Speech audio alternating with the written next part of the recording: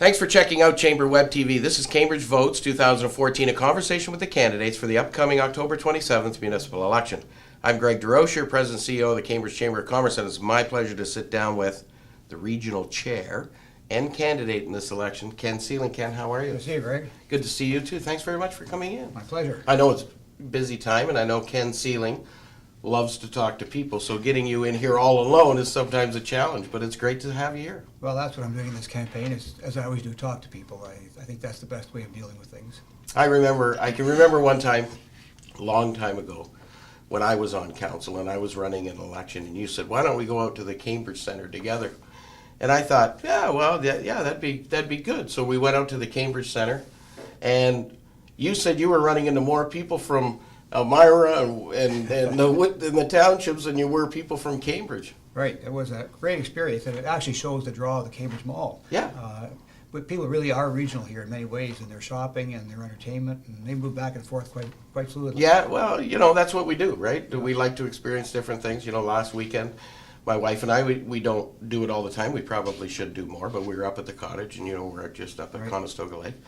And it was drizzly last weekend, and my wife says, what do you want to do? What do you want to do? And I said, I don't know. And she says, let's go to the market. We haven't been to the market for ages. Wow. And we hadn't been there since the fire and since the new building went up. But my goodness, like shoulder to shoulder, and, it was pretty lively. When they built that new building, the temporary building, and the permanent building is under construction now. And so they really haven't, I think, taken too many steps backwards. I think they're moving ahead forward quite rapidly. Yeah, and I probably saw more Cambridge people there than I see, when I go out to the mall here. It's funny. It's a great social function, because going to the market for us is, we do a bit of shopping, but it's more who do you see, and you get a chance to see people you may not see otherwise. You get caught up in that, and it's a ton of fun. Of course, you and I probably like that better than our wives. She hates it when I go to the grocery store with her, because she wants a grocery shop. She said, who are you going to talk to now? I know. I know, that's the way it is. Ken, I'm going to ask you the most difficult question that you can ask any candidate running at any level of government anywhere in the world. Why is Ken Seiling running? Well, it would have been easy to retire this term, but people from across this region said to me, Ken, we'd like you to stay on. There's lots going on. You've got lots of energy. You've had lots of good ideas. You've got good leadership, and we really want you to stay on. And I took a look at what was going on out there, looking at the growth that's taking place, the plans we have in place to manage that growth, and to make this a really even better place to bring investment in, to bring jobs in. I thought there's lots of work to be done, and we need to carry on. So we've really got lots to do, and I've got the energy to do it, and I think that we've got a great future ahead of us, and I want to be part of it. I think we're growing up as a collective community to some degree. I deal with business people all the time, and businesses get to that certain stage where, do I hire and take that next leap, or don't I? And they kind of get into that, almost that difficult stage. And I think the region for the last number of years has kind of been there, but trying to push that bigger agenda, but it's very difficult to get over that hurdle. All of a sudden now, of course, we have that bigger agenda going forward. We do realize, we see the growth happening, and we do realize that we're going to be bigger than we are. And so we need to be prepared for that change. Well, I think more and more people are seeing that we need to work together, because really we are one of the growth centers of the country. Mm-hmm. And that growth is as a result of us working together to do things. It's just not one community. It's not Cambridge, or it's not Kitchener, or it's not Waterloo. It's what this whole region has to offer together as a community, for people who want to invest, who want to stay here, see their future here. And I think we're doing a better and better job of that all the time. We're pulling together tighter, and I think people realize that. As we said earlier, people will live in Kitchener, come down here to shop. They'll come down here to go to the show. People in Cambridge, I see them up in the north end going to market or other places like that. And I probably see more of each other at Dunfield Theatre than anywhere else. So even the theater draws us together, because with two locations now, people can pick different shows and move back and forth, and the audiences are transferable. Yeah. No, I think we're maturing here. Mm-hmm. One of the things that happens in maturity, of course, is we have to take risks, and we have to make investments, and some of them are sizable investments. And there's real evidence of that, because the regional debt has grown substantially in the last few years. Of course, generally speaking, people worry about that, especially when the newspaper comes out and says, regional debt has doubled. And then I had one of the candidates running against you here sit here and say, While it's not just doubled, it's going to be nearly tripled by the end of this fiscal year. And so, and that doesn't include the LRT debt that's going to come along and compound things even more. I realize, I understand municipal politics. You can't do operational deficits. It's all capital, and capital debt always comes to an end. But still, in this next go-round, it's going to be largely the responsibility of the regional chair and the leader of that to say, to either convey that this is important or this is how we're going to address it, or to address it as an issue of saying we need to knock it down. What do you think about that? Let me correct one or two things you said. First of all, any debt for the rapid transit, which is about $161 million, is already in that projection. That's not over and above that. So that's already in that projection. And it's really only about doubling the numbers. But what it doesn't take into account is that there are other debt falling off during that same period of time. Right, yes. So there's debt falling off. The rapid transit project is included in those numbers.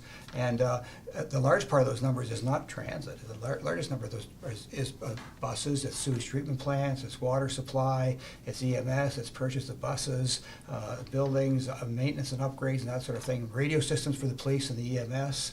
That's all included in those figures. So, road capital projects? Not a lot of road capital projects because Is a lot of that funded out of development charges?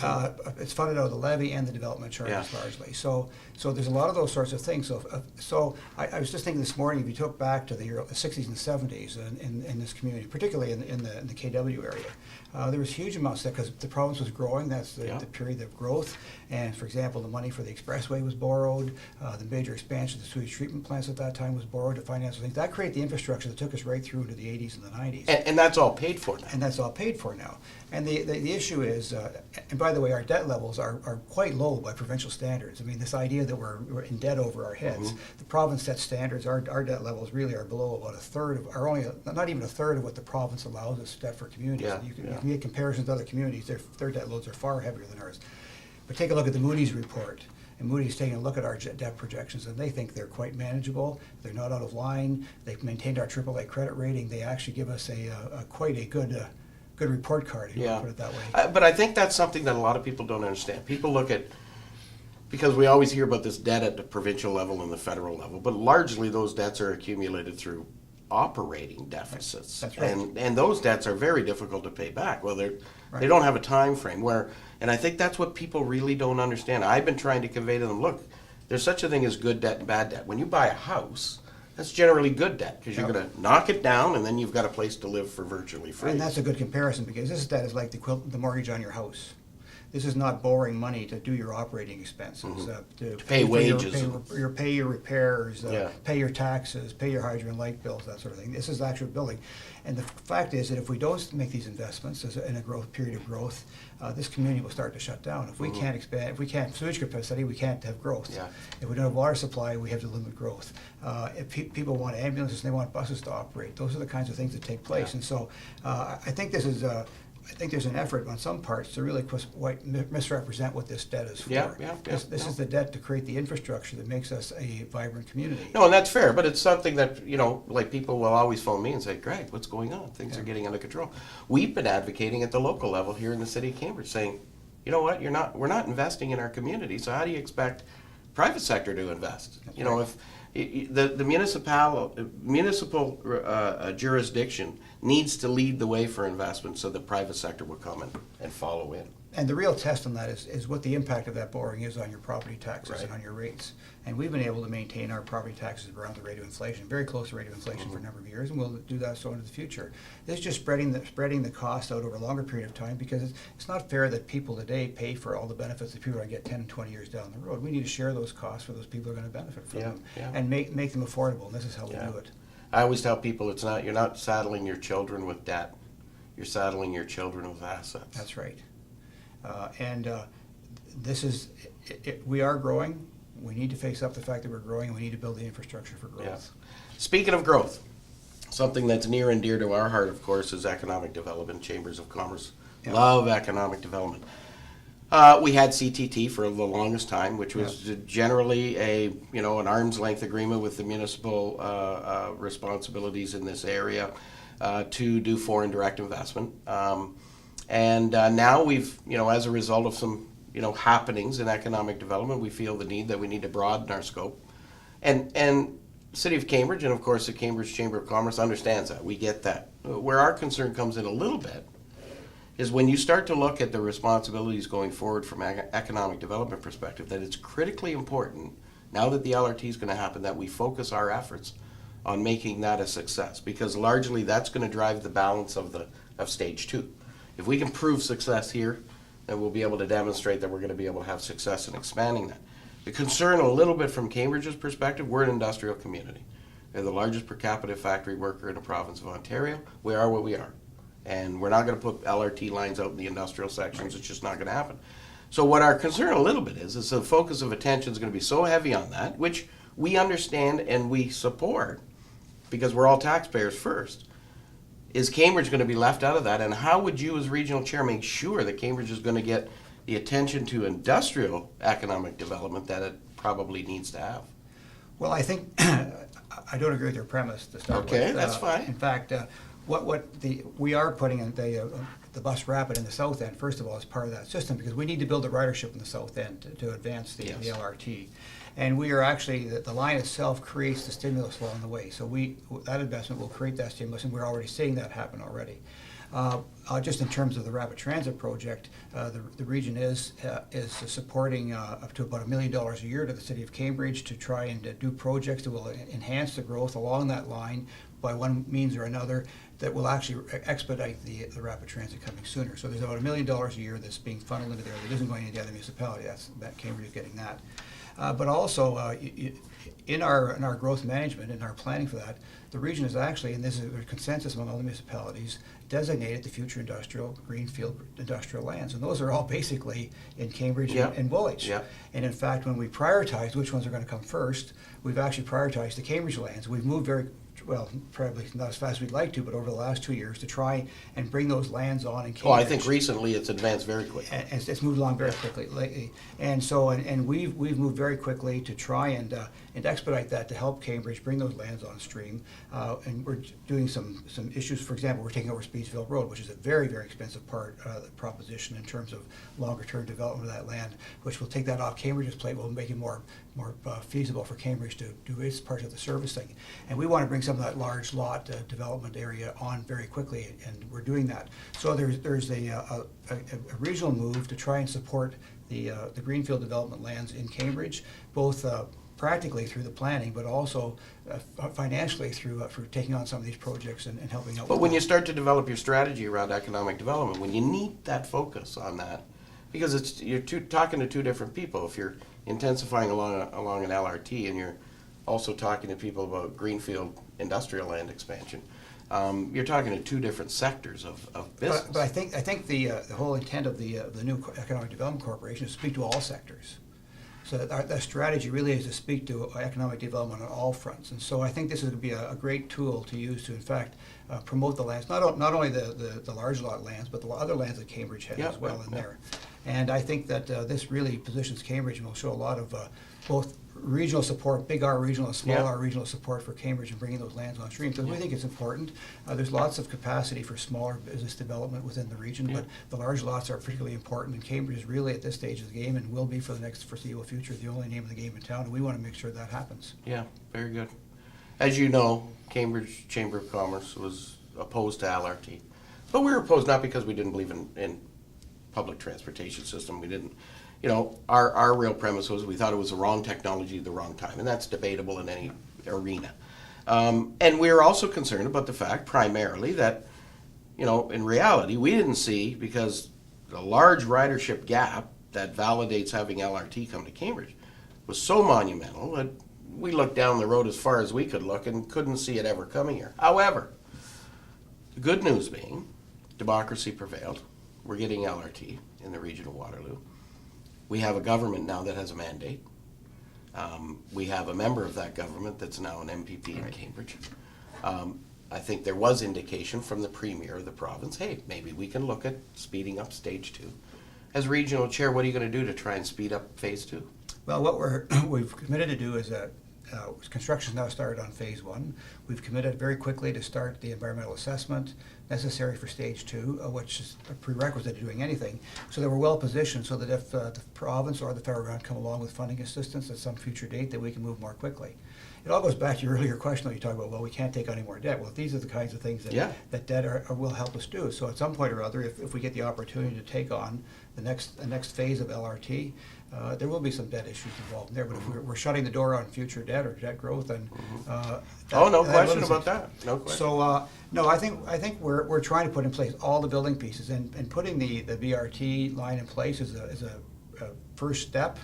It'll help develop some of the ridership along there, we hope, and help encourage some of the development, because it will encourage some development along there. And then I think if we've got all the planning documents in place, and if we work with the province, depending on the programs they come up with, we're watching very carefully what they're doing in other municipalities. And they helped us on the first phase here, but we're seeing other things they're doing in other municipalities. Yeah. We're No. always watching that. So I think, I hear Hamilton's got a really juicy deal. well, we don't know one way or the other, but I think there were some people in Hamilton hoping that our project would fail so that they could step in and get the money from us. But I think that we'll continue to keep our eye on the ball and do the work necessary to lay the groundwork. And if the opportunity comes along to do something, we'll move on it. Very good, very good. A lot of people say, local candidates that I've been talking to, they're really high on this GO link in Cambridge. We've been, I always use the word fighting, but then I correct myself. No, we haven't been fighting for it. We've been advocating for it for probably 30 years. Yeah. You well know that. It's great that we've got the GO service in Kitchener. It's even better that the Premier's come along and said two-way all day is a go. No pun intended. But we also have the region and everybody together was saying that there should be a Cambridge link as well. We really believe that if you live at the south end of Kitchener or in Cambridge, you're not likely to drive all the way up into Kitchener to catch GO to go on a 2-hour and 10-minute ride. That this would be a well-used, for regional commuters, a well-used connection, but might also enhance that ridership along a proposed LRT line. Right. What would you do as regional chair in this next term to help that happen? Well, as you know, the region financed all the work for this most recent GO study and proposal. Yes. So we worked very carefully, we worked a great deal with Cambridge to do that. And as I say, we financed both the previous study and this current study. So we've tabled the material along with Cambridge, with the province. We'll continue to meet and lobby as best we can. I think the issue is getting Metrolinx to come to some agreement with CP Rail on the use of that line, and we'll do whatever we can to help move that along. But the region's taken the position that both lines there's a market for both lines, and we believe that it's there, and we'll lobby hard for it. Yeah, very good. Ken, our regional airport, international airport, I'm sorry, I love it so much. As you well know, I try and use it as much as I possibly, even though, people say, oh, but Greg, you have to change planes in O'Hare, and I say, yeah, but you know what, when you do it a few times, like, first of all, O'Hare is a beautiful airport to fly into. It's very easy to get around. The other thing that I found, they have the best burgers there is. Oh my gosh. Have you had the burgers there? No, I haven't. I know you probably feel you shouldn't have them, but someday when we travel together, we're going to have the burgers, because they are amazing. But anyway, we've got WestJet flying out of there. They're even looking at possibly doing some other things. We lost Bearskin, nothing to do with us. Had everything to do with Bearskin and their relationship with Ottawa. We're working very diligently to try and bring another carrier for that in. Regional Council did a study, looked at, had 4 options. One was basically do nothing. 2 was do nothing but maybe paint the outside. I say that facetiously, but we could really tell where the driving agenda was. The number 3 and 4, which we really support, because largely it was really to try and mitigate the taxpayers' responsibility and look at private sector investment. Regional Council put that on hold, I suspect because it was an election year, and that's maybe fair enough. However, I really think that, maybe Regional Council should have said to the airport authority, yeah, this is a great way, but show us how you're going to find that private sector dollar. We want option 3 or we want option 4, whatever it happens to be. What do you think about this? How should we go about expanding that airport, and is private sector investment going to be the key? There are all sorts of models for airports out there. I think the private sector involvement that we've had so far is in the industrial development around the airport, because people seem to think it's only the passenger service that we did out there. We actually created an additional industrial park out there. We're selling lands in the industrial park. Cargo services. Cargo services. It really pays the bills, right? We have that service for industrial users. Yep. And people seem to forget that that airport plays an important role for industrial users in this community. The Toyotas and other people as well use it extensively. And the airline service was really an outcropping of when we went to the public about 10, 15 years ago. They said we want passenger service here. So we made the investment in the terminal and invested in there. The bulk of it's always says in the payroll there's $6 million subsidy. Well, this is one of three parts of our transportation plan. We subsidize roads, we subsidize transit, and we will subsidize the airport. But the bulk of that is the debt carrying charges for the work that was done to build the terminal, to build the industrial park out there, which has now moved from about $4 million of assessment to $14 million of a taxable assessment of that airport. And but we do have capacity. About 125, 150,000 passengers capacity in the existing terminal building, and its ability to, with some minor changes, to do things. So I think council has sort of stood back and said, look, we haven't filled up all the industrial park yet. There's still some room there. We've invested to get passenger service here. We've got capacity to not quite double what we've got right now. So let's see what happens over the next year or so with that capacity, and take another look at it at that point in time. So we're not backing away from the airport. We're just saying we've got the capacity there. Let's work with the capacity, and we're working very hard with carriers to bring in additional carriers. We're working to fill up the industrial lands out there, and I think it's been a success story. I think that, quite frankly, some of the media spin on it has been problematic for us, because it sounds like we're just spending all this money for passenger service, when in fact it's in a very important economic part of this region. Well, we believe it's one of the key tools for economic growth and prosperity. Right. You know, Right. And you know, I very much like your office. But my favorite regional facility is the airport. Right. There's no question about it. It's because it always takes you to nice places. Right. I guess that's the thing. Ken Seiling, when you're sitting up in the rocking chair on Lake Huron looking over the water in 25 years, what does your Waterloo region look like? My Waterloo region looks like it's still the 5-10 minute city. We have a bigger population. We have wonderful neighborhoods. We have intensified growth in some areas, regular growth in other areas. We've got farmland that's been preserved. We don't have urban sprawl. We don't look like the GTA. I think that's probably my prime issue. It's interesting that about a year or two ago, Hazel McCallion, who was mayor of Mississauga during the growth period, and said that we made a mistake. We should have done better planning. We should have put rapid transit in. We should have planned better. And now the problems we have now is a result of lack of planning back then. And so now they're trying to go back and retrofit after the horses out of the barn to some degree. So I think we have an opportunity to maintain that livable community, an economically successful community, one that has local jobs. And it's interesting that one of the efforts of trying to get the rail service is that we want to bring people into working here. People want to be able to come to this community to work, and they will. So I think that we'll have a livable community that respects what we have today, and it'll look different, but it's not going to look like the GTA. No. Let's hope not.